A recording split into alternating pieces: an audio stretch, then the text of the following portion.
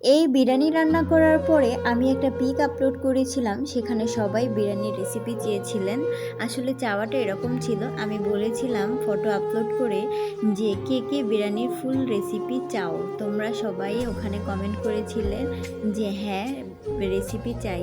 তো যারা যারা রেসিপি চাইছিল তাদের জন্য আজকের এই ভিডিওটা। হ্যালো এভরিওয়ান, আসসালামু আলাইকুম। শোবিজ ডেইলি ব্লগে সবাইকে স্বাগতম। কি অবস্থা সবার, কেমন আছো সবাই? আশা করি সবাই অনেক অনেক ভালো আছো।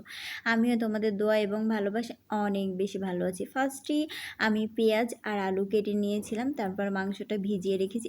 এখানে ছিল আস্ত একটা দেশি মোরগ। দেশি মোরগের বিরিয়ানি যে এত টেস্টি হয় বিশ্বাস করো, আমি ফার্স্ট টাইম খেয়েছিলাম দেশি মোরগ দিয়ে বিরিয়ানি। আর কি বলবো, অনেক বেশি মজা ছিল। তোমরা কে কে দেশি মুরগি দিয়ে বিরিয়ানি খেয়েছো অবশ্যই কমেন্ট করে জানাইও। আর এখানে মাংসটা ভেজা ভেজা হয়ে গেলে আমি এক এক করে মাংসগুলোকে পরিষ্কার করে নিচ্ছিলাম। পরিষ্কার করে নেওয়ার পরে আমি এখানে লেগ পিসগুলো বেছে নিচ্ছিলাম, মানে একটা মোরগের যে মাংসগুলো ছিল ওগুলো আলাদা করেছি, আর ওই পাক টাক তারপরে চাম এগুলোকে আমি আলাদা করে নিয়েছি, যাতে আমার বিরিয়ানি রান্না করতে সুবিধা হয়। কেমন না, বিরিয়ানির মধ্যে যদি চাম পাকনা টাকনা এগুলো থাকে, তাই ওগুলোকে আলাদা করে একটা সাইড করে রেখে ডিপে রেখে দিয়েছি। এদিকে না আমি বিশ্বাস করো ক্যামেরা অন করতেই ভুলে গিয়েছিলাম যে কি কি মশলা দিয়েছি এইটা দেখানোর জন্য। তোমরা তো রেসিপি চাইছো, এখন তো বলবা না আপু তো রেসিপি দেয় না। আসলে না আমি না চালু করতে ভুলে গেছি, তারপর আমি তোমাদের বলে দিচ্ছি। এখানে আমি বাটা মশলা দিয়েছিলাম, বিরিয়ানি মশলা দিয়েছি। বাটার মধ্যে রসুন, আদা বাটা, জিরা বাটা, তা ধনিয়ার গুঁড়া, সাথে ছিল গোলমরিচ গুঁড়া, তারপরে বিরিয়ানির মশলা। এগুলো দিয়ে আমি রান্না করেছিলাম, সমস্তটাই বাটা। শুধুমাত্র বিরিয়ানি মশলাটা তো এটা সবাই ইউজ করো। তারপর পেঁয়াজ দিয়ে দিলাম, পেঁয়াজ দিয়ে এটাকে সুন্দর করে মাখিয়ে নেব। তার মধ্যে হলুদ দিয়েছি। আর বাসায় টক দই যেহেতু ছিল না, এখন টক দইয়ের অভাবটা কি দিয়ে পূরণ করব, সেখানে আমি লেবু চিবিয়ে দিয়ে দিয়েছি। তোমরাও এটা কিন্তু করতে পারো। এই যে দেখো বাটা মশলা, আমি আবার তোমাদের একটু দেখিয়ে দিচ্ছি বোঝার সুবিধার্থে। তারপর এগুলোকে আমি সুন্দর করে ম্যারিনেট করে নেব। ম্যারিনেট করে অনেকক্ষণ ধরে এটা ম্যারিনেট করবা। আসলে আমি ভিডিওটা কেটে অনেক শর্ট করার ট্রাই করছি, বাট আমার মনে হচ্ছিল যে বেশি যদি শর্ট করে ফেলি তাহলে তোমরা এটা বুঝবা না যে আসলে কীভাবে রান্না করছে। অনেকেই আছে অনেক ভালো রান্না করতে পারে, আবার অনেকে আছে পারে না, তাদের জন্য। আর এখানে আমি মাংসটা ম্যারিনেট করে রাখার পরে আমি তেল দিয়ে চুলায় বসিয়ে দেব। চুলায় বসিয়ে দিয়ে এটাকে বেশ কিছুক্ষণ নেড়ে টেড়ে পানি দিয়ে দেব।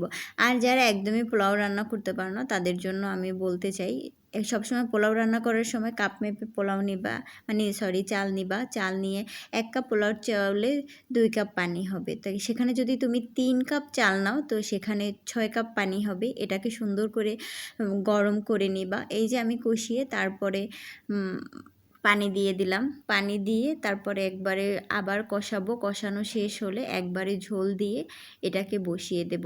আর তোমরা যেহেতু মোরগ ছিল সেহেতু এটা তো আর নর্মাল পাতিলে রান্না করলে হবে না, সেই জন্য আমি প্রেশার কুকারে কষিয়ে এটা রান্না করার ট্রাই করেছি, আর যাতে খুব তাড়াতাড়ি সিদ্ধ হয়ে যায়। যেহেতু আমি রাতে রান্না করেছিলাম আর সময় খুবই সীমিত ছিল সেজন্য। আর এপাশে আমি তেল গরম করে নিচ্ছি। তেল গরম করার পরে বিরিয়ানির মধ্যে আলু দিব না, সেটা কি কখনো হয় বলো তো? আমি সেই আলুগুলোকে সুন্দর করে কেটে ধুয়ে তারপরে এই যে তেলের মধ্যে দিয়ে আমি এপিট উপিট একদম সুন্দর করে লাল লাল করে ভেজে নেব। অল্প আছে এটা ভাজতে হবে আলুটা। আর এই যে আমার মাংসের সিটি দেওয়া শুরু করে দিয়েছে প্রেশার কুকারে।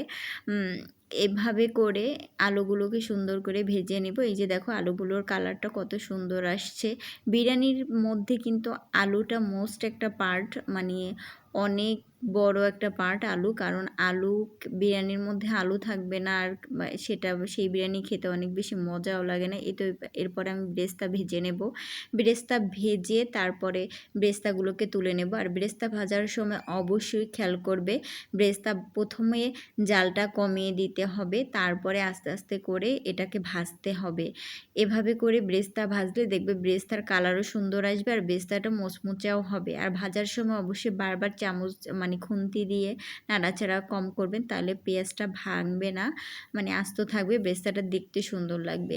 তারপরে আমি এখানে পোলাও রান্না করব। পোলাওর জন্য চালগুলোকে ভেজে নিচ্ছিলাম, ভাজার ফাঁকে আবার দুধ গোলাই নিচ্ছিলাম যাতে বিরিয়ানি তো দুধ লাগবে, সেজন্য গুঁড়ো দুধটা গুলিয়ে নিয়ে এখানে চাল ভাজা হয়ে গেলে আমি সেই প্রেসার কুকার থেকে মাংসটা নামিয়ে সোজাসুজি চালের মধ্যে ঢেলে দিয়েছি।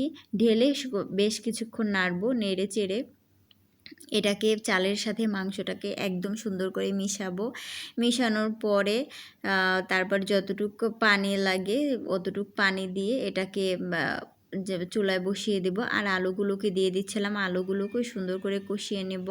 আসলে অনেক দিন পর লং ভিডিওতে ভয়েস, আসলে আমি জানি না আমার ভয়েসটা কেমন হয়েছে। তারপরে এই যে গরম পানি করে রেখেছিলাম, চাল অনুযায়ী আমি পানি মেপে গরম পানি করে নিয়েছি। তারপরে সুন্দর করে ফুটানো যেই ফুটবে ভালো করে সুন্দর করে নেড়ে দিব। নেড়ে এটাকে ঢাকনা দিয়ে দিতে হবে। ঢাকনা দেওয়ার পরে যখন ব্লক আসবে তখন এর ভিতরে আমি দুধটা দিয়ে দিব, গোলাইয়ে রাখা দুধটা। আর অবশ্যই তোমরা খেয়াল করবে পানি দেওয়ার সময় পোলাওর চালে একটু কমিয়ে দিবে, কারণ এখানে গুঁড়ো দুধে বেশ খানিকটা কিন্তু পানি থাকে, গোলানোর সময় পানি দিতে হয়।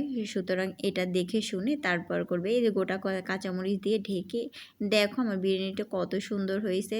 কাটতে কাটতে ভাই এই পর্যায়ে আনছি, তারপরে 6 মিনিট 33 সেকেন্ড। জানি না তোমরা ধৈর্য নিয়ে দেখবা কি না। তারপর বেরেস্তাগুলোকে দিয়ে দিলাম। বেরেস্তাগুলো দিয়ে তারপরে আমি আবার এটাকে বেশ খানিকক্ষণ ঢেকে রেখে দিব।